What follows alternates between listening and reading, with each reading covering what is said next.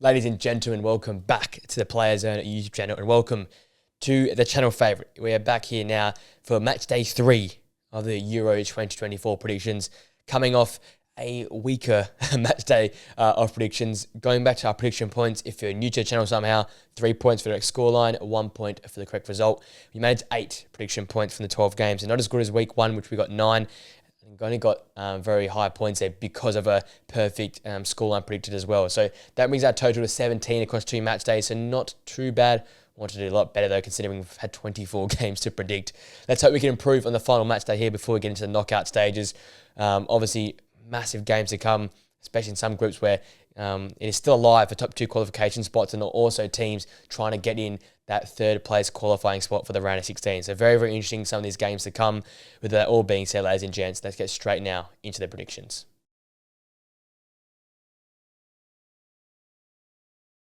Our first game sees Switzerland play Germany in a very, very interesting affair here. Switzerland coming off that hard-fought 1-1 draw versus Scotland and now only needing 1 more point to secure a qualification into the round of 16. And they can catch a Germany side out here who have really nothing to play for, already qualified with 6 points from 6. But we'll come to this game wanting to continue some good momentum. I still reckon the Germany side will rotate a little bit, the likes of Musiala or Wirtz. At least one, I think, will rest as younger legs. The rest some older legs like Tony Kroos as well. And you might see some change along the back line there. I don't know how much change we can expect from Nagelsmann, but you don't want to risk players getting injured going to the round of 16 as well. So Germany, with their great form and some superb players, will already be a very, really challenging task. But with a bit of rotation in there, there's a chance of Switzerland to make it really, really compact to the back and use those creative players like Jordan Shaqiri, Vargas and Doi to try and get in behind that German back line there and cause some problems. I think for me, that midfield trio, Shaqiri ahead of Xhaka and Remo Freuler, is the key for the Switzerland side. If they can piece apart that German midfield, if it is slightly rotated, that will be the key for me. I expect more rotation in midfield and forward areas than defensively. But if they can dominate that midfield battle of the Swiss, especially with the form that Xhaka has been in, Remo Freuler has been very consistent, and Xherdan Shaqiri, all the TikTok, Twitter, Instagram memes all out about how he turns up for the Swiss side, and he has done that yet again in this tournament. I think he'll continue that form onto this game here. With it all being said, I think the faster team, whoever starts faster and more aggressive, will likely win this game. It sounds pretty simplistic, but we've seen this tournament, teams coming through late in games have actually got over the line and won a game of football. But I think this one here, considering the positions both teams are in, whoever starts the quicker will likely get on top and control the momentum of the game. I think it's going to be really, really tight. Both teams not giving much away. I think the Swiss get a very important point here. I reckon they draw with Germany 1 goal apiece.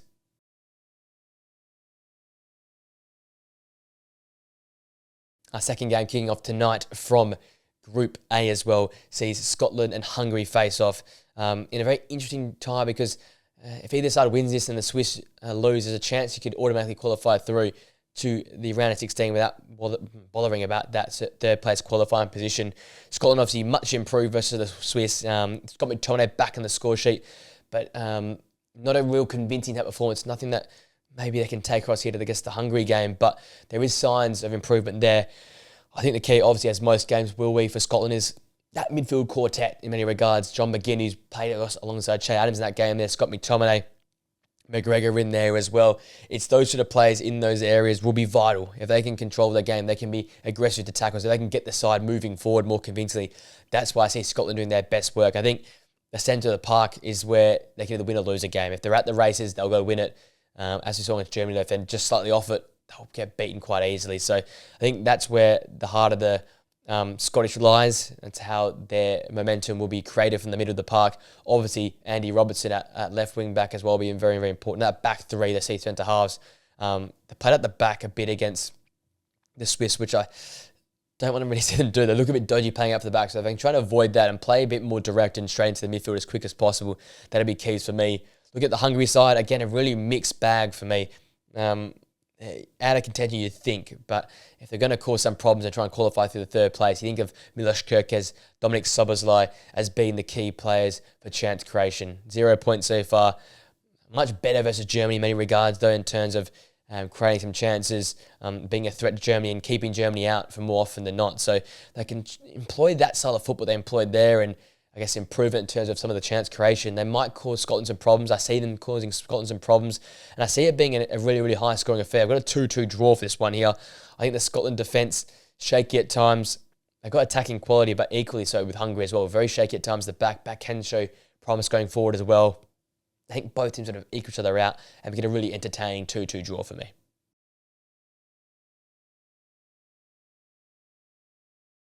We now come to the group of death and Group B, Albania and Spain in our first game here. A massive clash here. Spain obviously qualified through. Albania a chance, if they can win this game, to go and qualify in second spot as well. Really, really massive for that side there. They come off a ridiculous 2-2 draw versus Croatia with Gashula's 95th minute equaliser, meaning qualification is still alive for the Albanians, and they showed some real heart in this tournament so far, competing against the Italian side and obviously scoring the quickest goal ever in European Championship finals history, and then taking it to Croatia and equalising late in that game there. They've shown they have the ability in moments to get a stranglehold of games, but they struggle to find the back of the net. And I feel like against the Croatians, they could have been if they finished their chances, winning that game of football and clear. So the Italian game as well, didn't get many chances, but if they were more clinical in front of goal, they could have snatched a point in that game there as well. So coming to this game versus Spain, they need to be more clinical. That's the key for me. Once again, though, Aslani and Ramadani in midfield and that deep line role will be very, very important. They control the pace of the game. And as has been a theme this Euros, the midfield who can win the game and controls the battle normally wins the 90 minutes and wins the game for their side. So important they control the game and do the work not only defensively but going forward as well and getting that side on the front foot. Shokosha, Jimsky as well at the back will be key figures to try and keep the Spanish side out, considering how well they've been attacking as of recent weeks. And for Albania not to get sucked into what Spain like to do in terms of playing slowly and then getting teams to press onto them and then piece them up with some really, really good tiki-taka type football as well. We obviously know the Spanish can play in multiple ways. We've seen them win 2 different ways so far in this tournament, and they come to this game already qualified, so it'll be interesting to see who plays and who does not play. I expect the youngsters Nico Williams and Lamine Yamal to probably miss to give them time to recover and a chance to just get the legs turned over. I think Rodri might also miss with a knock he picked up in that last game versus Italy as well, so there will be some key changes in there. I think Fabian Ruiz will continue, Morata will continue as well, so the experienced figures still in the middle of the park and up top there.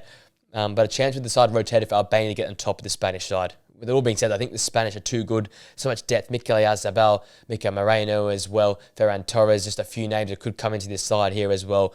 Zubamendi as well. There's a lot of quality Spanish talent at the current point in time. And for me, probably the favourites in terms of the form they're coming into this game with. I got them winning this game 2-0 versus Albania. I think it'll be really, really tight. They won't be as easy as people think it will be. With Albania a chance to potentially qualify either through third place or second place into the round of 16. They'll be very, very up for this game. And I think the Spanish might rotate a little bit as well. So it'll be very, very interesting to see how this one pans out.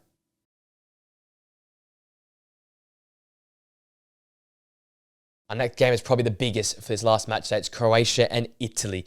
Both sides still have a chance to qualify into the next round. Italy on 3 points. Croatia only have the 1 point, but still if they get a win here, beating Italy will jump them and go into the second spot in this group, you'd think.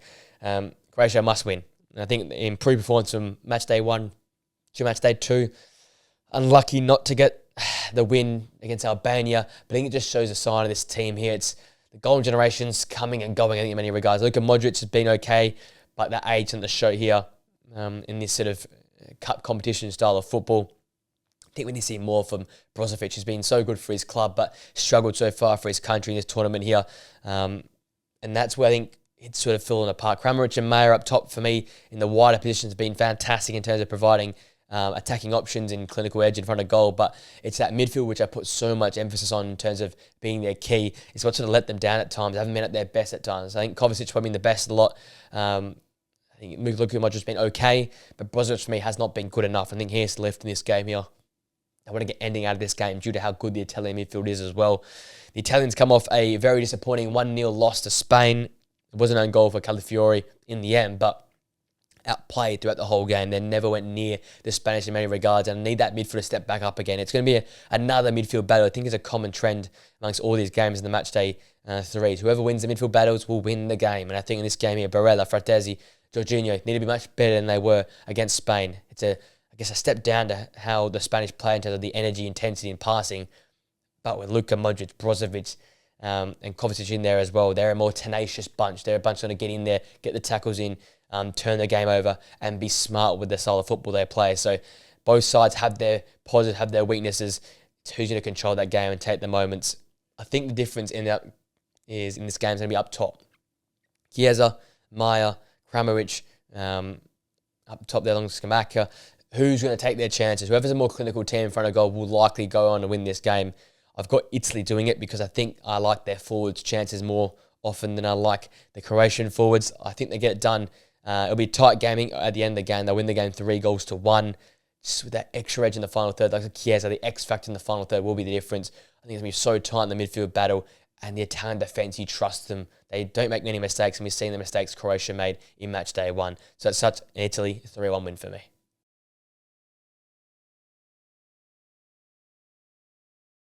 Our next game takes us to Group C. It's France and Poland facing off.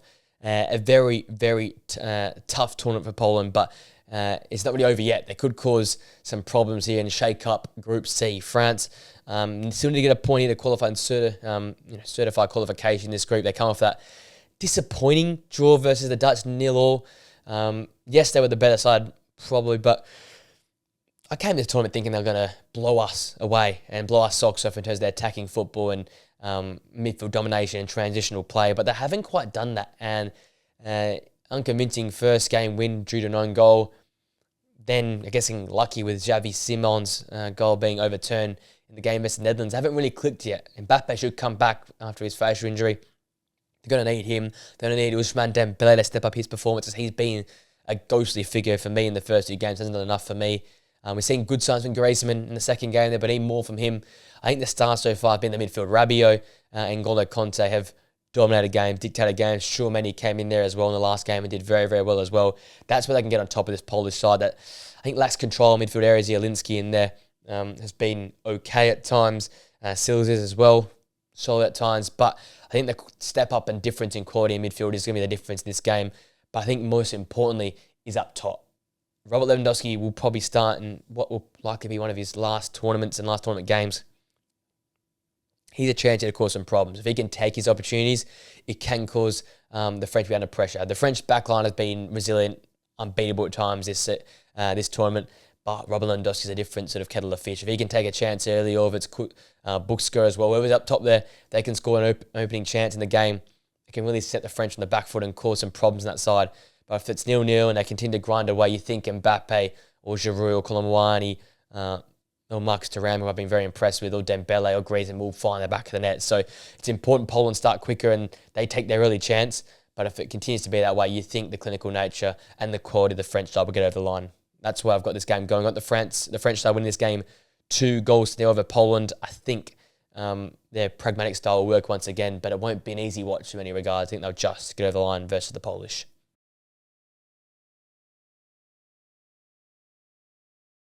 The Netherlands and Austria are our next game, and for me, this is my most exciting game out of Matchday 3. The Netherlands, one of my dark horse / scratchy sort of favourites. I really like the way they go about things. Very solid defensively once again, that 0-0 versus France. Yes, they were second best 3 periods, but in the end, for me, they scored the pivotal goal.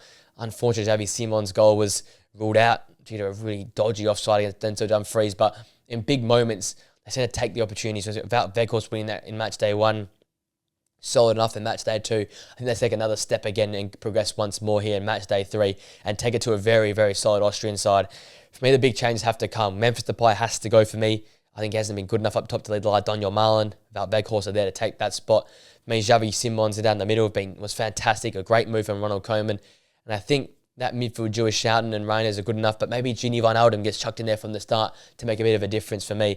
It's going to be a very, very intense battle from the forwards, from the mids and defenders. It's going to be a high-intensity game because that's how Austria played their football. They press, they counter-press, they want to get at you, and they cause some problems. You saw the way they went about that last time out versus Poland and getting the better of them. It was at high energy, it was at high pressure. They showed against France as well. They're really unlucky not to get a point against the French side as well. So I think it's going to be really, really won and loss of who can be better on the ball, whether it be playing out from the back or in midfield areas, or who can deal with dealing with some pressure from the back line in terms of your forwards. Can they deal with some pressure, get the shot off and score the goals? It's going to be a really, really tight game. I think it'll be played between the thirds in many regards, but who can counter-press, who can control the momentum, who can dictate the pace of the game? That's where this game's going to be won and lost for me. I think the Netherlands, with their experience and quality, will get it done.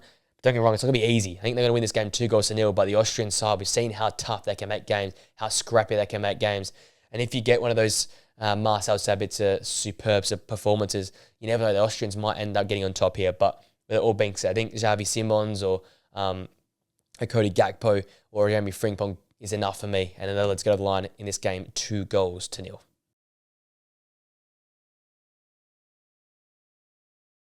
Group D is where we move next, and is Denmark hosting Serbia. Tough old game this one is to call. The Danish, better players, better quality, but have really struggled to get over the line in big games. Should have beaten England in many regards with the chances they created. Struggled Matchday 1 versus Slovenia, so 2 points for them and a lot to improve on. But we saw some improvements versus England in terms of getting the chances created. They're creating a few more chances. They just need the likes of Vind or Rasmus Højlund to put the chances away when they're in the final third.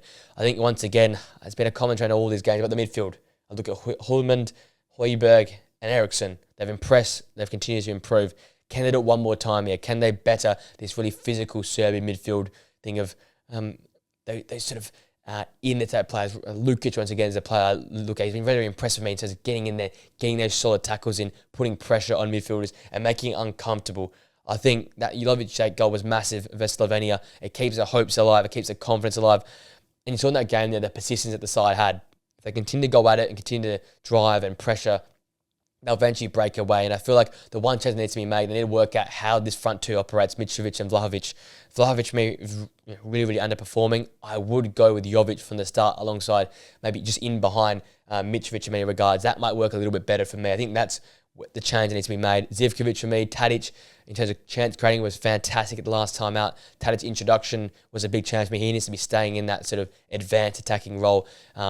He can create and he can score for himself as well. I think it's a real big difference maker for Serbia because they are solid defensively. They're really, really robust in midfield and tough to beat in there. They just need some more chance creation in the final third, more talent and quality in the final third. I think Tadic can provide that for me. Rakic in goal will also be key. Obviously, he's made some massive saves so far in this tournament and he's a really, really experienced, really, really solid shot stopper once again. With it all being said, though, I think the Danish go over the line. That midfield quality, I expect one of the forwards to put some chances away in this game. I think there'll be a lot of chances. A bit of an end-to-end type Barca feel yet again to this game here, despite how pragmatic both teams can play at times. I think that both teams are going to go for it in terms of qualifying.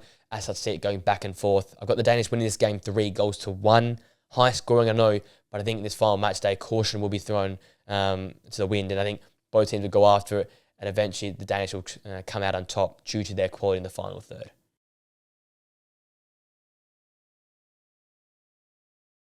England and Slovenia are our next game. England, obviously, always the talking point, heavily underperforming under Gareth Southgate right now. I think they can scrap the Trent idea. You'd think Luke Shaw should come back at left back and need to balance out this front line. There's too many players clogging that sort of number 10 spot, with Foden trying to get in there, Bellingham trying to get in there, Harry Kane trying to drop in there as well. I think there's some changes will be made. You think Anthony Gordon will go on the left, Kobe Minu, Adam Wharton should go alongside Declan Rice, and if you get Harry Kane to stay high up the pitch and play as number 9, England's problems will be solved. And it's simpler to be said than be done, but I think in this game, England need to show what they're all about. Go and attack, go and progressively go forward and consistently go forward and not just sit in after the first goal. That's just going to be the sign for me. If Gareth Southgate sits his team in once again after scoring first, we could see any sort of result here in this game. But if they go for it, they score their first and can keep going after the game, that's when I'm going to be impressed and I can see England getting over the line. I think it's a mentality thing with England. If they can change their mentality, they can easily get over the line here versus Slovenian side, which were good last time out versus Serbia. Getting that early goal and obviously heartbreaking to have that late equaliser with Luka Jovic. They've been impressive so far. Fullbacks Kanisic and Janza have been fantastic from that fullback position, pushing up the pitch. Sporar and Sesko, lack of opportunity they will get in this game you'd expect, and England's defence has been solid throughout, only conceding 1 goal in 2 games.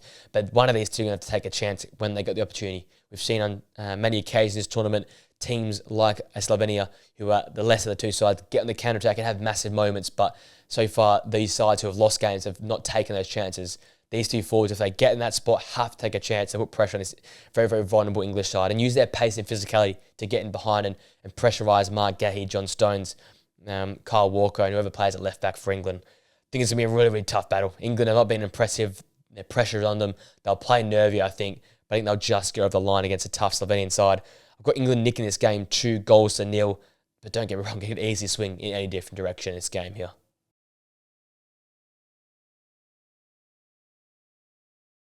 Our next game is Slovakia versus Romania. A very, very interesting game because this is the group where everyone is on 3 points. Slovakia needing to bounce back after a tough loss to Ukraine, where they had moments in control of the game but lost it come the end. Ivan Šranc, the leader for me in terms of attacking football, he'll be a key figure once again to try and find the back of the net. He has caught in the final third and seems to be a real player that has announced in that final third to find the back of the net. So he'll be really, really important as a key avenue to goal. I think Akushka and Lobotka in midfield, they'll need to dictate the game and control the ball. We obviously know how good Romania can be in possession and getting on the counter-attack. So it's important that those two in the Slovakian midfield can just control the game and make sure Romania don't get ahead of steam ahead of them and get on the counter-attack against a Slovakian team. You'd think have a little bit more of the ball in key moments and times. Obviously, the two consistent players have been Skriniar and Dubravka at the back, keeping the side relatively safe defensively. And we need to do the same sort of thing here in this game here. Looking at Romania, they obviously were brought back down to reality in many regards after the loss to Belgium. Obviously a top 5, top 6 ranked team in the world, so understandable. But they showed signs. They had a fair few shots, they had some decent possession, and can play a more progressive style of football. And I think this counter-attacking, the pace they're using in the break, and the ability to stretch sides will be of use here against this game against Slovakia. They make some Marin, Stanciu, the combination electric in midfield, and progressing forward. These guys will be really, really important in terms of trying to get Romania in the front foot, using that pace and dynamism in the final third to try and break apart the Slovakian back line. And obviously the back three, the diving back there of Dragusin, Brka and Nietzsche as well in goal. That'll be vital to try and keep out the Slovenian side if they have chances going the opposite way. Things are really, really tight. I can't really separate these teams in this group. They're so hard to read with how they're going to show up. I think Romania have the better chance in this game, but I think Slovenians are more resilient. They're tougher to beat. They really, really compact some when they need to be and take their moments when they also have chances in front of goal. With that being said, I've gone with a dead heat 2-2 draw. I don't know how it's going to work out with the qualification because all teams here are battling for the same basic spots. I think when they're all being said, both teams get a draw and at least one of them will go through into the round of 16.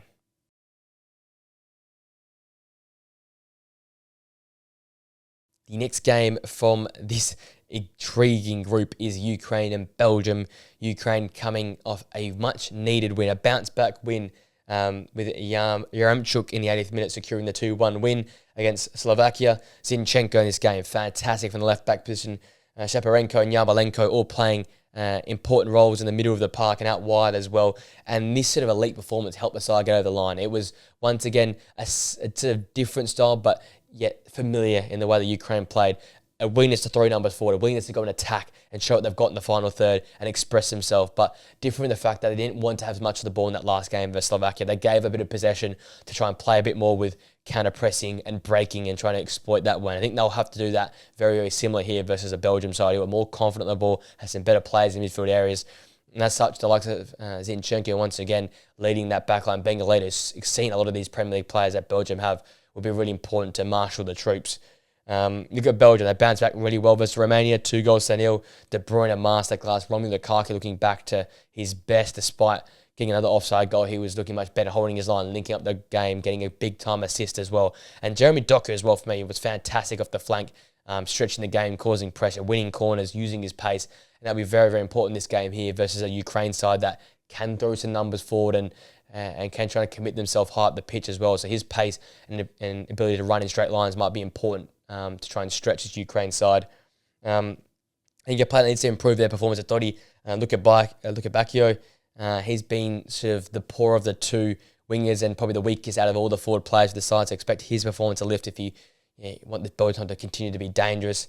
I think it's going to be a real tough one to call. I think Ukraine are really, really underrated in this tournament. They've got some really, really good players in different areas of the park, like some Man as well. And they've got some really, really solid groups. Stanciu, I think, is the key player. If he gets in control of this game, if he can outplay a Kevin De Bruyne, that's when Ukraine go on top. But I feel like the experience of Belgium, when their backs against the wall, I think they'll get the job done. I've got them win this game 3-1 over Ukraine, just with the big players like Lukaku, De Bruyne, Doku, Face, Casteels all standing up in this big game here.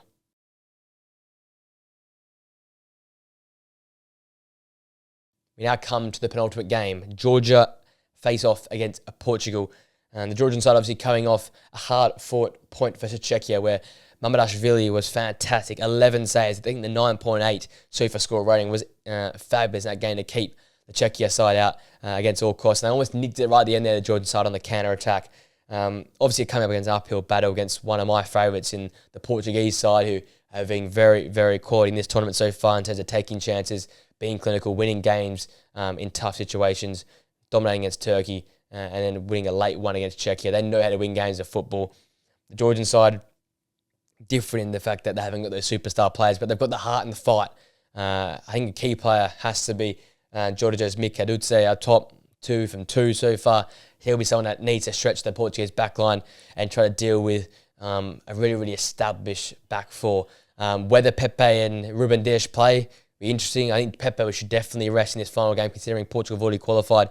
But you should expect Ruben Dias to probably still be there. Jan Cancelo, Nuno Mendes, or maybe Diogo Dalot will be back there. So really, really elite level players. So Georgios Mikadutse has a lot to deal with in that front line there. But if he can get the odd chance, or if Kvaratskhelia can increase his performances and cause some problems for the Portuguese backline, these guys are going to be important in the final third. They need to take the chance they get, because the Portugal side don't give up many opportunities. It's probably the weakest side is the Portuguese right back, so João Cancelo there. So that's a chance for Kvaratskhelia to get at him, run at him if he's there. If it's Diogo Dalot's there, again, probably one of the weaker defenders. So that side there for Kvaratskhelia will be important. Use your pace, use your skill, and try and exploit that part of Portugal's weaker side of their defence. Otherwise, other than that, the Portuguese side's fantastic. A 3-0 win versus Turkey. Quality in the midfield once again. Bruno Fernandes, another fantastic performance. Vitinha, very good. Palhinha coming into the side and adding that defensive solidity. The back four, once again, fantastic. Didn't get too many chances. And obviously, Cristiano Ronaldo handing the ball off to Bruno Fernandes for that goal. Rafael Leao, much better. He'll miss though this game because of 2 separate yellow cards for simulation. Bernardo Silva showing what he's all about, winning the man of the match performance with a fantastic solo game versus Turkey. I think for me, it's still going to go in the Portuguese favour. The Georgian side has quality. They have fight. Kvaratskhelia, Kosovashvili as well, midfield. There's some players there that have quality, but I think it's not going to be enough for me. I think the Portuguese side is too good. One of my favourites for the tournament to win it all. They'll grind out I don't think a really convincing, but an ugly type 2-0 win for me and knock Georgia out of the tournament.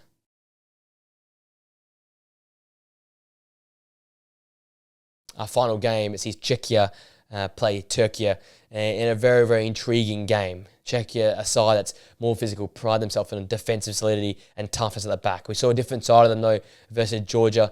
A 1-0 draw there. They'll be quite disappointed with that result due to the chance they created and the plethora of options in the final third. A real poor decision with the handball, giving away there to give Georgia the goal and give them and having that game there.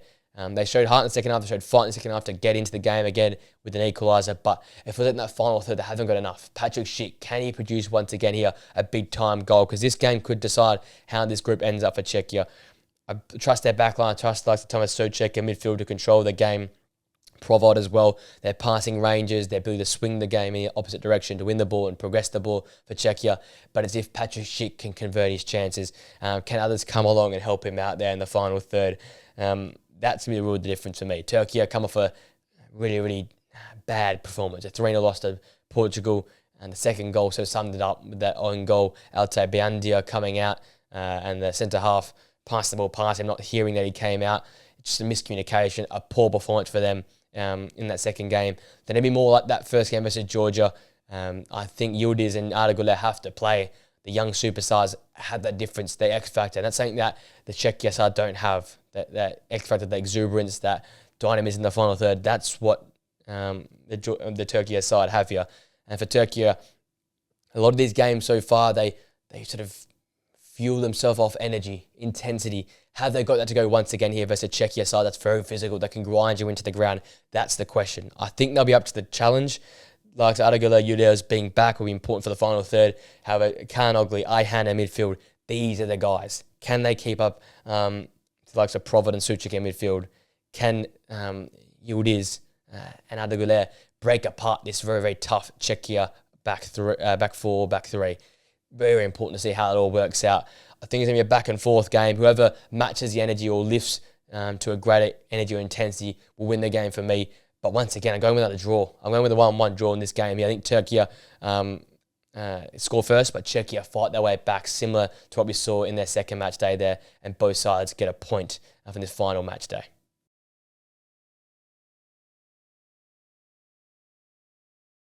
With that being said, ladies and gents, that brings our prediction video for match day 3 to an end. I know that we're really late, but with this quick turnaround from match day 2 one day to match day 3 the next day, it's really, really hard to get it out. I appreciate, guys, if you've watched this. If you enjoyed the video, smash a like on it, subscribe to the Players Zone channel, and press that post notification bell so you know we'll be uploading our videos, our podcasts, and reaction videos here in the channel. Let me know in the comment section below what's been your favourite game of the tournament. What are you looking most forward to? And what's your predictions here for the final match day from the Euros here in Germany? With all being said, gents, I hope you enjoyed the upcoming football. Have a great rest of your day, and I'll see you guys in the video very, very soon. Till next time, guys. See you later.